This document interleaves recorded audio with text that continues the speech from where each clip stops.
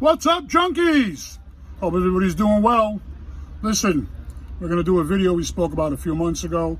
Finally just got around to getting a chance to do it. We're going to do that Ford V10 engine teardown. So let's go over what we're going to do. Okay, so what do we have here? We have a 2004 Ford Excursion V10 6.8 liter. 6.8 liter. Let's talk about that for a minute. For us older car guys, we still like to talk about stuff in like cubic inches. You know, so if you have a 5.7 motor, you go, yeah, I got a 350. Or better, if you have a 7 liter, you go, yeah, I got a 427 in there. But a 6.8, you know how stupid it sounds when you say, yeah, man, it's a 414. Yeah, I got a 414 in there. How shitty does 414 sound? I mean, it may just be me, but I got a 414. Duh. Anyhow, let's go on with this motor. This motor was changed in the shop next door. Now, I know a lot of people like to do work themselves and try to do minor changes, just save a little money. Well, this guy blew his own motor. Let me tell you what happened. Now, follow along. The guy had to change his intake oil, and he put the wrong intake oil in. Now, I know it doesn't sound like a lot to the guys who don't work on cars, but this, you know, led to a chain of events that blew this motor. See, the problem is by putting the wrong intake oil, he ended up blowing his lifter springs. When the lifter springs blew, it heated everything up, blew out the exhaust bearings. When the exhaust bearings popped, the exhaust didn't flow properly, so the exhaust was getting trapped in the catalytic inverters. Since it was trapped in the catalytic inverters, now follow me now, the exhaust couldn't go through to the catalytic converter.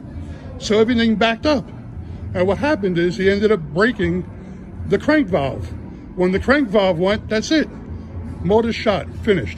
So something as stupid as not reading the label, he put the wrong intake oil in. That's that. You know, if you guys are interested in fixing things, maybe check out Eric O over at South Main Auto. I'm sure he's probably gone over a few of these things. And, you know, Eric, if you see this video, you know, if I missed anything, or, you know, if I missed anything about the system, how it works, the breakdown, you know, just, you can correct me.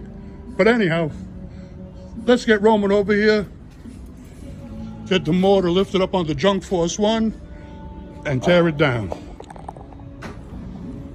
Okay, well, Roman decided he's going to start breaking the motor down on the floor, so we're not going to lift it up on the Junk Force 1 yet. Where's Roman? Roman. Say hello, Roman. Wave. Just say hello. Hello. Hello. Anyhow, we're going to get in here, as you guys can see, or folks can see.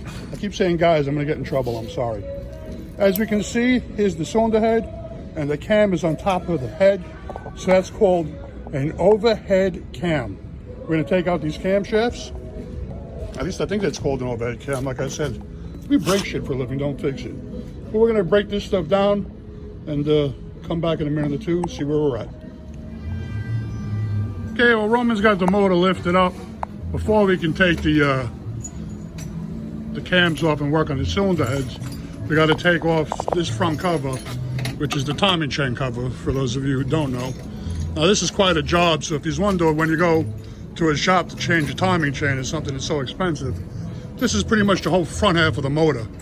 He's already been out here unbolting for about 15 minutes, so he still has another like 10 minutes to go.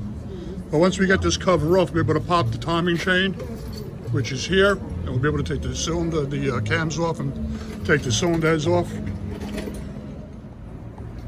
Okay, timing cover is off, and as you guys can see, we got the chains here. We're gonna pop the chains off, and while we're here, probably pop off the water pump, Drop the cam gears off, and get to work. But here's what a motor looks like for those who don't really get to see this. Call it the timing chain with the front cover off. As you can see, there's 2 chains, one for each head.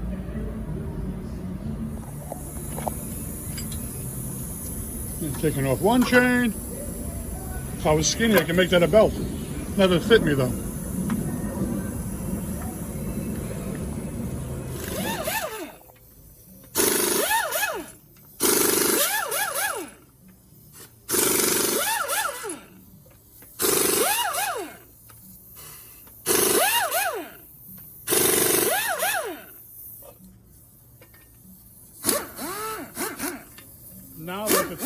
chain is off.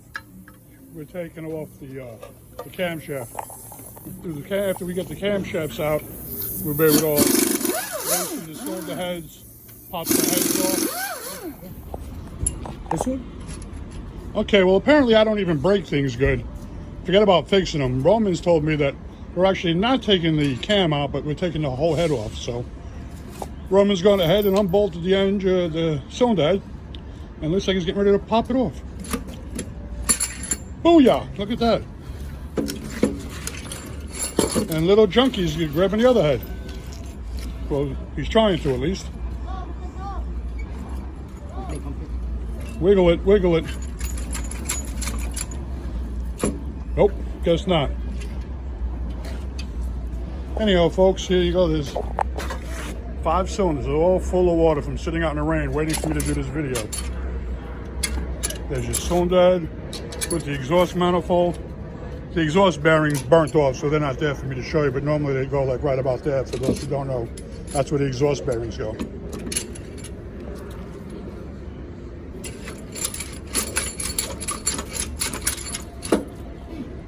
Well, maybe one day we'll get this head off.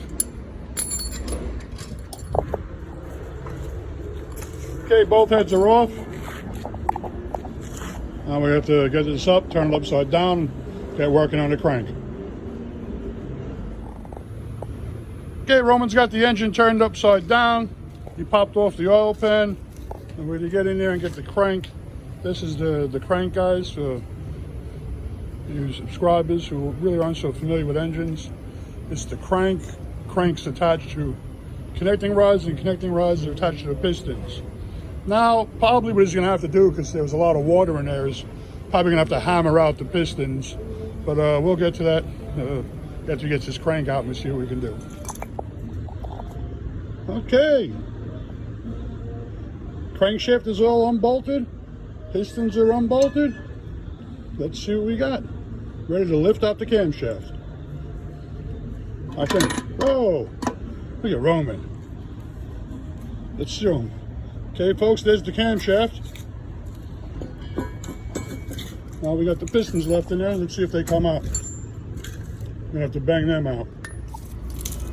We got Roman here beating on the pistons, trying to get them out. We got a few of them out already, but due to the water, they're kind of rotted in. Oh, here we go. It's not supposed to work like that. Well, the good thing about it, folks, is when you break stuff, you can hit it with the hammer. If this is going back in someone's car, you couldn't do this. So we're almost there. We're almost down to the bad block. Oh, looks like I got 2 more to go. 2 more. Well, there we go.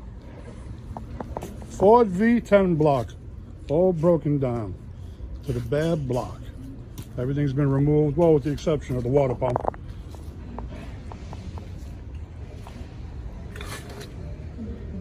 Look at that. I gotta tell you though, here are all the parts for the motor. There's not very many moving parts here.